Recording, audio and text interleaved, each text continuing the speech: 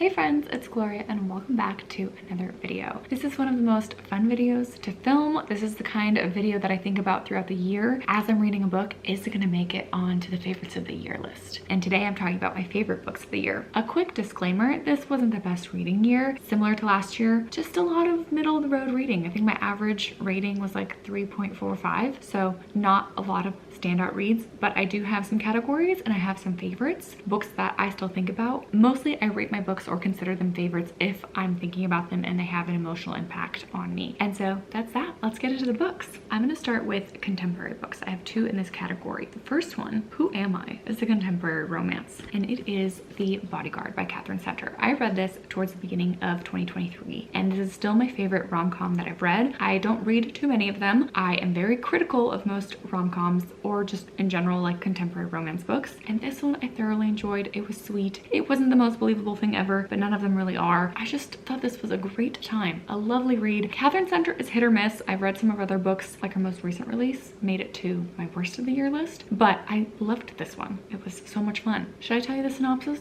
Probably. It is about a female bodyguard to a celebrity figure, and there is a fake dating trope, which leads to friendship, which leads to romance, which leads to love, and it's cute. Next on the list, this is contemporary mystery. I wouldn't call this a thriller, but Happiness Falls by Angie Kim. Angie Kim wrote Miracle Creek, and that made it to my favorites list when I read that a few years back. This is her newest release that came out in August of this year. I understand the critiques of those that I've seen read it and not love it, but I loved this one. I was interested the whole time. I was so captivated. It is a very slow burn mystery. It's more of a family drama than anything, but I loved being in the head of this narrator. She is a 20-something girl, very analytical, very smart and intelligent, and basically her father goes missing and she has a brother who is nonverbal. He has autism and Angelman syndrome, and basically he is the only one that knows what happened to his dad, but cannot communicate that with his family. The police get involved, and there's really interesting topics covered that I have not read about before. I feel like I learned a lot with this book, and I still think about it, so I thoroughly enjoyed my time with this one. I have 7 books in the historical category, but I'm going to start with 2 of the more fantastical ones, or like history with a twist. First off, one of the biggest surprises of the year for me is 11/22/63 by Stephen King. This was my first Stephen King. I kind of vowed to never read a Stephen King. He was on my anti-TBR. Like, I'm not interested in horror at all because I'm a wimp. I do not like being scared. I do not like anything like supernatural, ghostly, paranormal, that kind of thing. I'm okay with a little bit of like serial killer murder stuff and some mystery thrillers, but in general, Stephen King just wasn't for me. But this one, everyone said, you know, start with this one. It's very interesting. It has a time travel element, but it's basically about changing the past. And a man goes back in time, and it's really explained well. Like, it didn't take me out of the story because I have issues sometimes with things that are not based in reality. So I'm not a big fantasy reader, but the time travel element in this book was explained well, and basically he goes back in time to try to stop the JFK assassination and change the course of history. And it was really interesting. I was so captivated through and through. I loved the audiobook and I paired it along with the physical read. There was definitely a slow moment towards the middle of the book, but overall, my whole reading experience of it was thoroughly enjoyable, and I was so pleasantly surprised. Another historical magical realism book, which was another very pleasant surprise. This was a slow read. It was very character driven, which are not 2 of my buzzwords, but I read this towards the beginning of 2023. It is the perfect winter read. So if you're looking for one and you have not read this, stop what you're doing, read it, pick it up. That is Snow Child by Ewan Ivey. This is also a kind of retelling of a Russian folktale about Snegurочка, which is a snow girl, and this is set in the Alaskan wilderness. It follows a husband and wife who are homesteading in the middle of nowhere, and their family dynamics and the relationship they have with their neighbors nearby, and also this magical snow child that comes out of the woods and that they learn to care for and love. It's actually quite a sad and morose read. It's not very hopeful and it's not a happy ending, but I loved being swept up and being just stuck in the wilderness and in the snow and being with these characters. So this was a lovely read, perfect for this time of year. Speaking of retellings, another standout read of the year is The Other Bennet Sister by Janice Hadlow. This is a little bit of retelling plus a continuation of the story of Elizabeth Bennet's younger sister, Mary Bennet, who is mentioned in Pride and Prejudice a little bit, but she doesn't really get a standout role. And this is really her book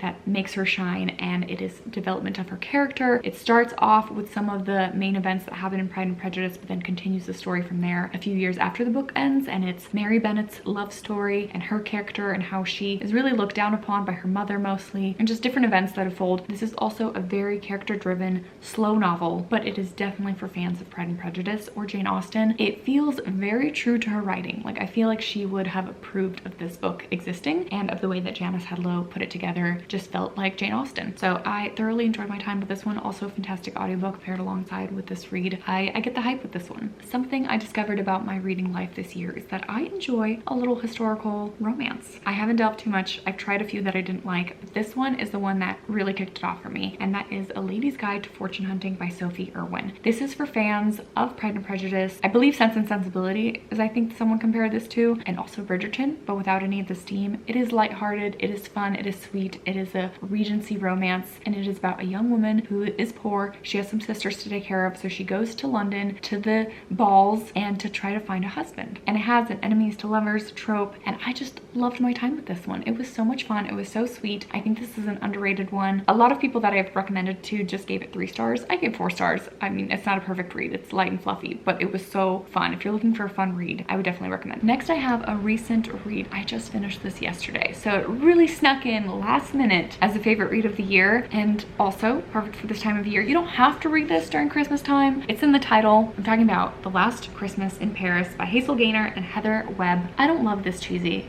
historical cover, okay? But I saw a few people gave this 5 stars. Miriam Elizabeth Reads and Melissa from Libraries and Labradors. I saw this last year around this time, and I thought I'd save it for Christmas time. And I am so glad I picked it up. It is a full epistolary novel, completely told through letters. The audiobook is narrated amazingly. It's a full cast narration, so everyone gets a different role. Now, I'm someone that didn't love the Guernsey Potato Peel Pie Society book. Everyone loves that one. I liked it fine. But in general, I understand the critique of not loving an epistolary novel because you do not get to see the action. You get the events unfolded after the fact as a reflection in a letter. You don't get to be there with the characters when things are happening. I get that critique. I've had that critique. That's why I didn't love Guernsey. But for some reason, this one really worked for me. It just hit all of the notes. I absolutely loved my time through and through. It was beautiful. It was emotional. This is set during World War I. It's a friends to lovers thing. It was so romantic and beautiful. I felt like I was reading real letters from real people, and it was mainly a correspondence between a young girl and her brother's best friend during the war, which then turns into more. But it is just so sweet. It covers many years. It was absolutely lovely. It's also tragic. It was very sad at times and emotional, like I said.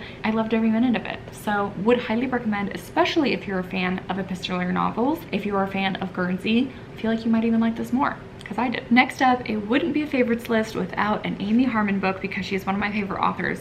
Every single book that she comes out with every year makes it to the favorites list. She is an excellent historical fiction author, and her newest release is A Girl Called Samson. This is an American Revolutionary time novel about a young girl who basically disguises herself and goes to join the war because she wants to do something and make an impact as well. It is basically like a Mulan retelling kind of thing, but it's based on a real woman that did this. A real woman who dressed up, called herself Samson, and joined the American Revolutionary War. The author came across the story and was so compelled she thought to write about it. It also has a beautiful romance in it and friendship and family themes as well. Also, war is very prevalent, like the actual battles are depicted in here. I like that the author didn't shy away from the realness of what it would be like to be a woman during the war. Like, what do you do when you have your period and you need to wash yourself and there's just men all around? You go figure that out in the middle of the night. And I just like that she included some scenes that, for me, who's very realistic, I'm like, that wouldn't happen like that. Like, that's what I think about in movies and TV. I'm glad when an author, it's like, I'm making this for you, for people that think those things, what it would actually be like in this situation. So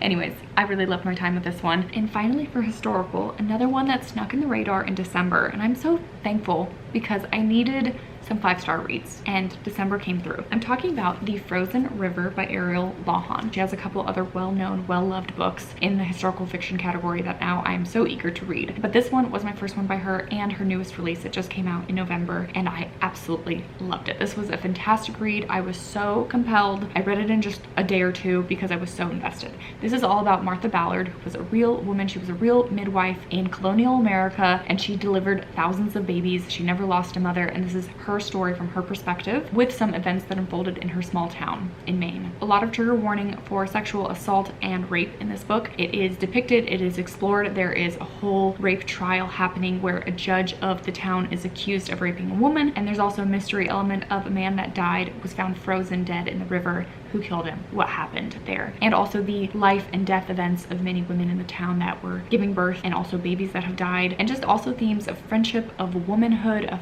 family here. I actually really love that the protagonist of this is an older woman. She's in her 50s, and I love the relationship between her and her husband. I'm all for older characters who are married in healthy marriages. I don't want to read about dysfunctional marriages. I want to read about like healthy, beautiful couples in their 50s, because there's just not enough of that in books, not enough of that in historical fiction. That's why I love the Outlander series. Is one of the main things is because we get Claire and Jamie who are actually committed to one another, who love one another all throughout their lifetime. And it's not just lust or one night stands or adultery or divorce. I know that all happens in real life, so I know it needs to be depicted, but I just want to read more about happy couples. And this had a very beautiful couple in it, and a beautiful marriage that like they stood up for one another, believed in one another, loved one another. It was so sweet. Anyways, that's a very minor part of the story. This is a lot more about being a midwife, birth and death, rape, and the small town and the events that unfolded from there. Absolutely loved my time with this one. I realized winter is my least favorite season, but it is probably my favorite time to read books seasonally because so many of these are wintry and perfect for this time of year. Okay, so those are all my historical. I have 2 nonfictions to mention. Unfortunately, I did not have a lot of nonfiction standouts this year. Almost always I have more nonfiction favorites than not, like easy 5-star nonfiction reads that completely changed my life. I learned something new, or it was just an amazing narration. Previous years I had some fantastic reads. This year, not so much. I haven't had any amazing memoirs. I haven't had any like amazing narrative nonfiction. I think it was just partially I didn't read that much. Most of my nonfiction reading was consumed by parenting books or pregnancy books, because the majority of this year I was pregnant and had a baby. So I do have one book that I would recommend. It was a 5-star read. It was my favorite pregnancy parenting book that I've read. I'd say not parenting, it's all about pregnancy and childbirth. This one just had a lot of facts and information here that isn't covered by a lot of other books, and so I just feel like I learned a lot. I mean, not everything I took away from it.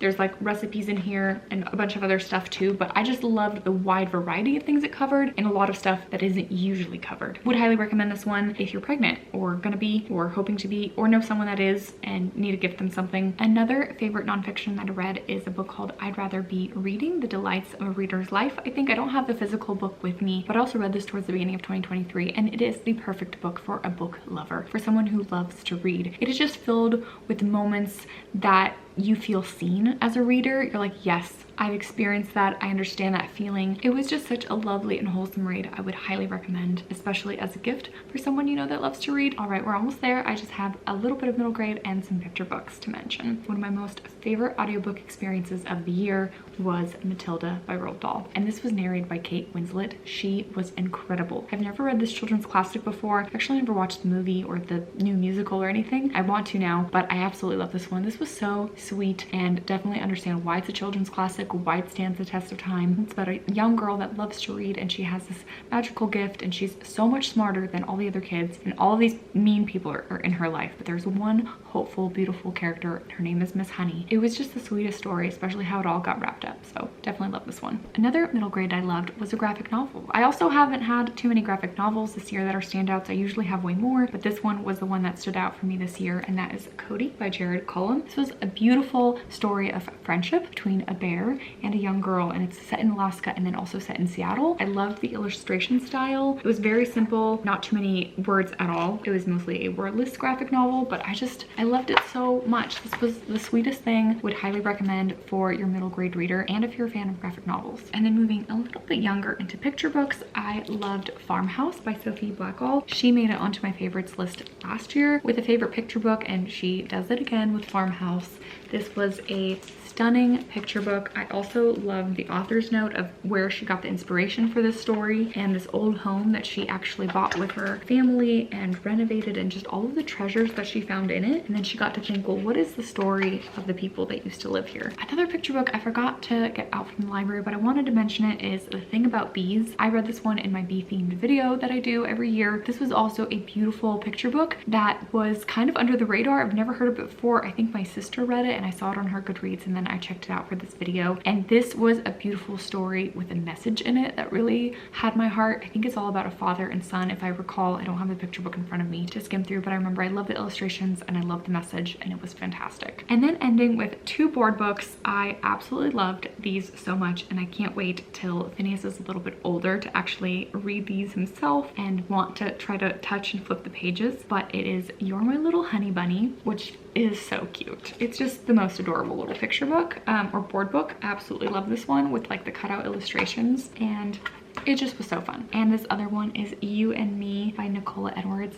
This was so sweet and also has interactive elements as well, but would highly recommend both of these board books if you need some gifts and know of anyone in your life to get board books for. So that's it. Those are the favorite standout reads of 2023. It has been a wild year. I was mostly pregnant and I had a child, and that's the main thing that has consumed my life, but I am so excited for 2024. I can't wait to see what's in store for me and my life and my little family and my reading life. I hope to find some more reads. Now that I have much more limited time, my goodness, time is non-existent when you have a kid, but now that I have limited time, I feel like I'm much more pickier with my reads. So I'm really hoping that I have more quality over quantity next year. Let me know what you thought of these favorite lists, or any of these now on your radar, on your TBR, or you've also read and loved, or if you read and hated. Let me know either way, and let me know what your #1 favorite 5-star read of the year, your favorite of 2023, because like I said, I need to find